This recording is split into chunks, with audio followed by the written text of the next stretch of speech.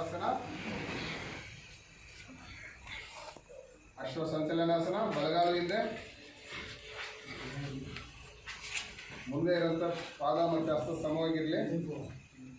ಬಣ ಪಾದ ಮತ್ತು ಹಸ್ತ ಸಮವಾಗಿರ್ಬೇಕು. ಮುಂದೆ ಕಪ್ ಶೇಪಲ್ಲಿ ಇಟ್ಕೊಳ್ಳಿ. ಈ ರೀತಿ ಹಸ್ತಗಳು ಕಪ್ ಶೇಪಲ್ಲಿ ಇಟ್ಕೊಳ್ಳಿ.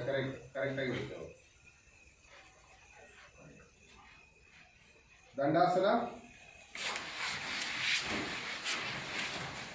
ಸ್ವಲ್ಪ ನೇರವಾಗಿರಲಿ.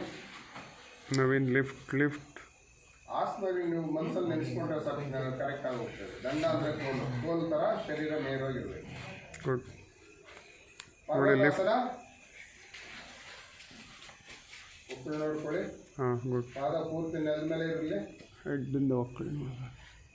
ಶಶಂಕಾಸನ. ಮಂಡಿ ಊರಿ ಸೀಟಲ್ಲಿ ಹೋಗಿ ಕೂತ್ಕೊಳ್ಳಿ.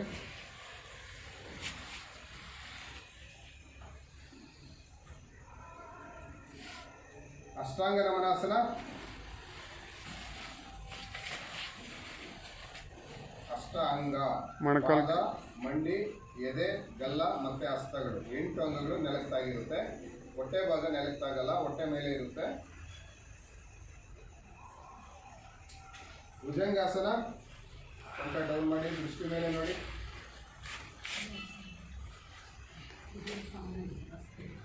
ಪರ್ವತಾಸನ. ಪಾದಲ್ಲಿ ನೆಲದ ನೋಡಿ, ಒಕ್ಕಳು ನೋಡ್ಕೊಳ್ತೀರಾ. ಫುಲ್ ಪಾದ, ನಿಮ್ಮ ಶರೀರ ಪರ್ವತ ಶೇಪ್ ಬರಬೇಕು.